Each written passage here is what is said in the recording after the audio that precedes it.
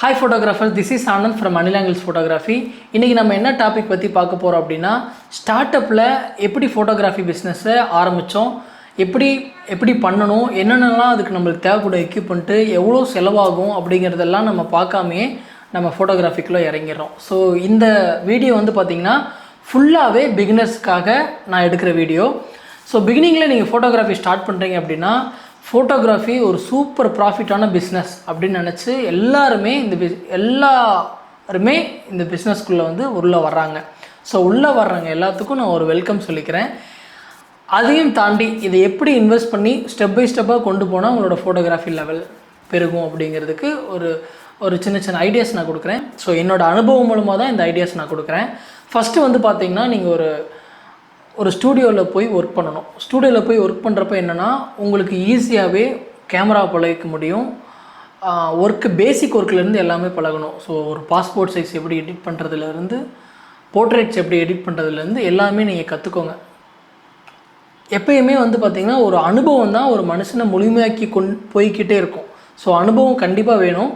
அதுக்கு நீங்கள் first photography பண்ணுற யார்கிட்டாச்சும் நீங்கள் அப்ரோச் பண்ணி அவங்கக்கிட்ட ஃபஸ்ட்டு நீங்கள் ஜாயின் பண்ணி ஃபோட்டோ எப்படி எடுக்கணும், என்னென்ன லென்சஸ் இருக்குது, அவங்க எவ்வளோ இன்வெஸ்ட் பண்ணியிருக்காங்க, அவங்க டெய்லி ரொட்டேஷனுக்கு என்ன பண்ணுறாங்க, இது எல்லாமே நீங்கள் பிளான் பண்ணிக்கோங்க. ஓகேங்களா? ஃபஸ்ட்டு வந்து பார்த்திங்கன்னா நான் அப்படி தான் ஸ்டார்ட் பண்ணேன். ஃபஸ்ட்டு எடிட்டிங் எல்லாமே கொஞ்சம் கற்றுக்கிட்டேன். தென் அதுக்கப்புறம் தான் கேமரா வாங்கினேன். ஸோ என்ன கேமரா வாங்கலாங்கிறதையும் ஒரு டிஸ்கஷன் மூலயமா தான் நான் வாங்கினேன். ஸோ ஓகே நம்ம ஓனர் வந்து இந்த கேமரா வச்சுருக்காரு, இதை நம்ம வாங்கிடணும் அப்படிங்கிற கான்செப்டில் வாங்கக்கூடாது. நம்ம எந்த லெவலில் ஃபோட்டோகிராஃபி நம்மளுக்கு தெரியும், எந்த லெவலில் வாங்கினா கரெக்டாக இருக்கும் அப்படிங்கிற மாதிரி தான் வாங்கணும்.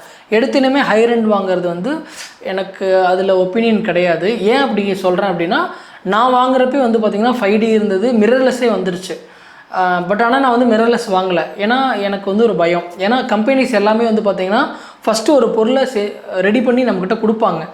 நம்ம கொடுத்து நம்மக்கிட்ட இருந்து ஒப்பீனியன் வாங்கி அதில் சில விஷயங்கள்லாம் சரி பண்ணுவாங்க.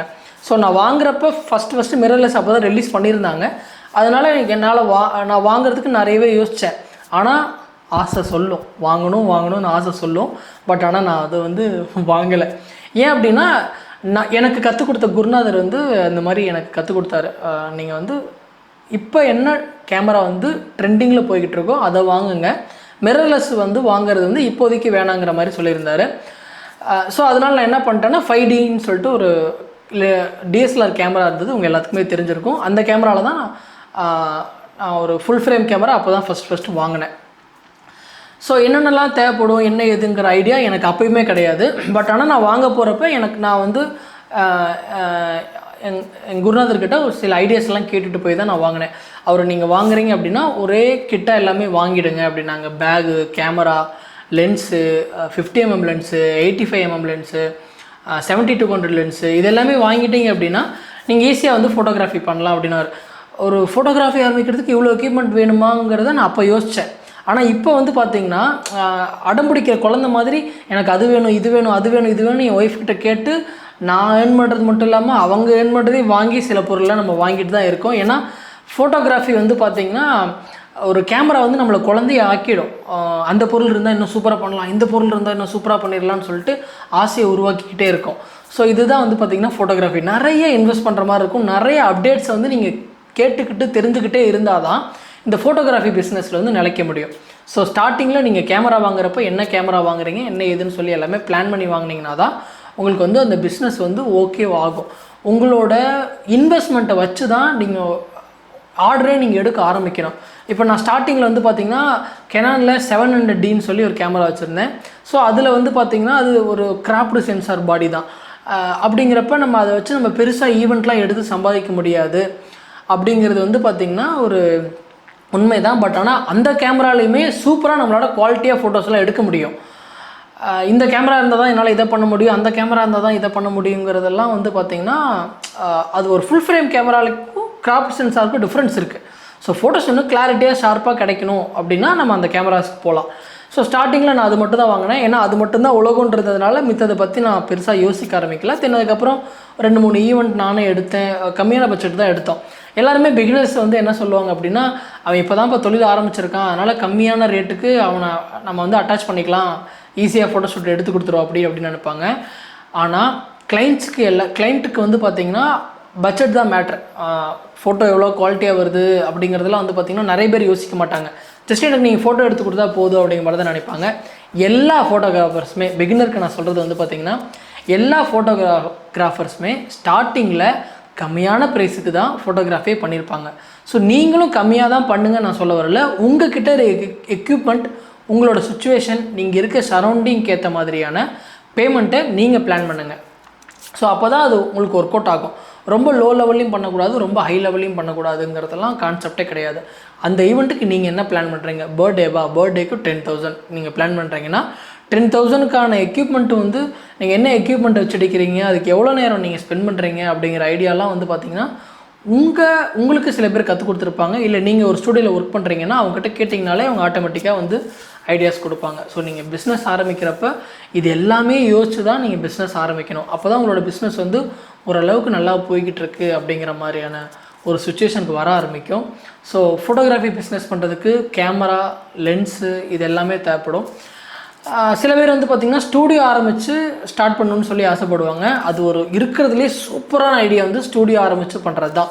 ஏன் அப்படி சூப்பரான ஐடியா நான் சொல்கிறேன் அப்படின்னா, ஃபோட்டோகிராஃபியில் வந்து பார்த்திங்கன்னா நீங்கள் ஸ்டூடியோ ஆரம்பித்து பாஸ்போர்ட் சைஸ் எடுக்க ஆரம்பித்து ஃப்ரேம்ஸ் போட ஆரம்பித்து இன்னும் நிறைய வேலைகள்லாம் இருக்குது. ஜெராக்ஸ் போடுறது அது இதுன்னு சொல்லி உங்கள் கஸ்டமரை நீங்கள் ஃபஸ்ட்டு உள்ளே வர வைக்கணும். உள்ளே வந்த கஸ்டமர்கிட்ட நான் இதெல்லாம் பண்ணுறேன், இதெல்லாம் என்னால் பண்ண முடியும், இப்படிலாம் நான் ஃபோட்டோஸ் எடுத்திருக்கேன்னு சொல்லி நீங்கள் உங்கள் ஸ்டூடியோவை டெக்கரேட் பண்ணுறது மூலயமா உங்களை பற்றி அவங்க தெரிஞ்சுக்குவாங்க. ஓகே, ஒரு ஃபோட்டோகிராஃபி பண்ணுறாரு, இந்த ஸ்டைலில் பண்ணுறாரு அப்படிங்கிறதெல்லாம் அவங்களுக்கு தெரிய ஆரம்பிக்கும். நீங்கள் எக்ஸ்பிளைன் பண்ணுறத விட அதை நீங்கள் வந்து எக்ஸ்ப்ளோர் பண்ணுற மாதிரி காமிச்சிங்கன்னா அவங்களுக்கு ஈஸியாக வந்து உங்களுக்கு ஃபோட்டோகிராஃபி ஆர்டர் கொடுக்கறதுக்கு வாய்ப்பு இருக்குது. ஸோ ஸ்டூடியோ போடுறது ஒரு பெஸ்ட்டான ஐடியா. ஈஸியாக நிறைய கஸ்டமர்ஸ் கிடைப்பாங்க, கான்டாக்ட் உங்களுக்கு போக போக கிடைக்க ஆரம்பிக்கும். நான் ஒரு தவறு செஞ்சேன். என்ன தவறு செஞ்சேன் அப்படின்னா, ஸ்டூடியோ வந்து மாற்றிக்கிட்டே இருந்தேன். மல்டி லொக்கேஷனில் அங்கே வச்சுக்கலாம், இங்கே வைக்கலாம், இப்படி டெவலப் ஆகலாம், அப்படி டெவலப் ஆகலாம்னு சொல்லி வச்சுக்கிட்டே இருந்தேன். இப்போ பர்மனெண்ட்டாக ஒரே இடத்துல இருக்கிறேன். ஸோ அந்த மிஸ்டேக் நீங்கள் பண்ண வேணான்னு சொல்லி நான் ரெக்வஸ்ட்டாக கேட்டுக்கிறேன். ஒரு இடம் பிளான் பண்ணுங்கள். அந்த ஒரு இடம் பக்காவான இடமா இருக்கணும். நல்லா அனலைஸ் பண்ணி வைங்க. நியர்பையில் ஸ்டூடியோஸ் இல்லாமல் இருந்துச்சுன்னா இன்னும் சூப்பராக இருக்கும். லைக் பைக் ஷோரூம் பக்கத்தில் வைக்கிறது, பேங்க்கு பக்கத்தில் வைக்கிறது, மகளிர் குழு பக்கத்தில் வைக்கிறது. ஸோ இந்த மாதிரியான ஏரியா ஃபஸ்ட்டு அனலைஸ் பண்ணுங்கள். நீங்கள் ஏரியா அனலைஸ் பண்ணனாலே உங்களுக்கு ஓகே, பிஸ்னஸ் இங்கே வச்சா கரெக்டாக ரன் ஆகும்னு நான் பிளான் பண்ணுறேங்கிற மாதிரி கரெக்டாக இருக்கும். கவர்மெண்ட் ஸ்கூலில் வைங்க, காலேஜஸ்க்கு ஆப்போசிட்டில் வைங்க. கவர்மெண்ட் காலேஜ் இருந்தால் இன்னும் பெஸ்ட்டாக இருக்கும். இப்போ ஏன்னா டிஎன்பிஎஸ்சி எக்ஸாமு, நீட் எக்ஸாம் அது இது நிறைய இருக்குது. ஸோ அவங்க எல்லாமே ஃபோட்டோஸ் எடுக்க வருவாங்க. நான் ஏன் டிஎன்பிஎஸ்சி நெட் எக்ஸாம்லாம் நான் சொல்கிறேன் அப்படின்னா, டிஎன்பிஎஸ்சி எக்ஸாம் நான் ஃபஸ்ட்டு ஸ்டூடியோ வச்ச இடத்துல பார்த்திங்கன்னா டிஎன்பிஎஸ்சி எக்ஸாம் வைப்பாங்க. நிறைய பேர் ஃபோட்டோஸ் எடுக்காமல் வந்திருப்பாங்க. காலையில் 6 மணிக்கு ஃபோன் போட்டு நீங்கள் வாங்க வந்து ஃபோட்டோ எடுத்து கொடுங்கன்னு சொல்லி அந்த ஒரு நாளில் 15,000 20,000 சம்பாதிச்சிருக்கேன். ஸோ அந்தளவுக்கு ஸ்டூடியோட எஃபர்ட் இருக்கும். உங்களுக்கு ரெகுலராக ஏதாச்சும் அமௌண்ட் வந்துக்கிட்டே இருக்குமா இருக்கும். ஏன்னா நம்மளுக்கு வந்து பார்த்திங்கன்னா ஃபோட்டோகிராஃபர்ஸ் நிறைய பேர் இந்த ஊரில், அவங்கவுங்க ஊரில் நிறைய பேர் இருப்பாங்க. எங்கள் கரூரில் எக்கச்சக்கமாக இருக்காங்க. ஸோ ஏன் இதை நான் சொல்கிறேன் அப்படின்னா, காம்படிஷன் அதிகமாக இருக்கும். பட் நீங்கள் ஆனால் ஸ்டூடியோ ரன் பண்ணுறப்ப ஏதாச்சும் ஒரு அமௌண்ட் வந்து உங்களுக்கு விழுந்துக்கிட்டே இருக்கும். ரெண்ட்டு கொடுக்குறதுக்கோ இதுக்கோ நீங்கள் வந்து பார்த்தீங்கன்னா ஃபுல்லாகவே உங்கள் ஸ்டூடியோவில் இருந்து நீங்கள் சம்பாரித்து கொடுத்தீங்கன்னா தான் அது ஒர்க் அவுட் ஆகும். ஸோ மேலும் வேறு ஏதாச்சும் உங்களுக்கு ஐடியாஸ் தேவைப்படுது, வேறு ஏதாச்சும் உங்களுக்கு டிப்ஸு தேவைப்படுது அப்படின்னா கேளுங்க, கமெண்ட்டில் கேளுங்க.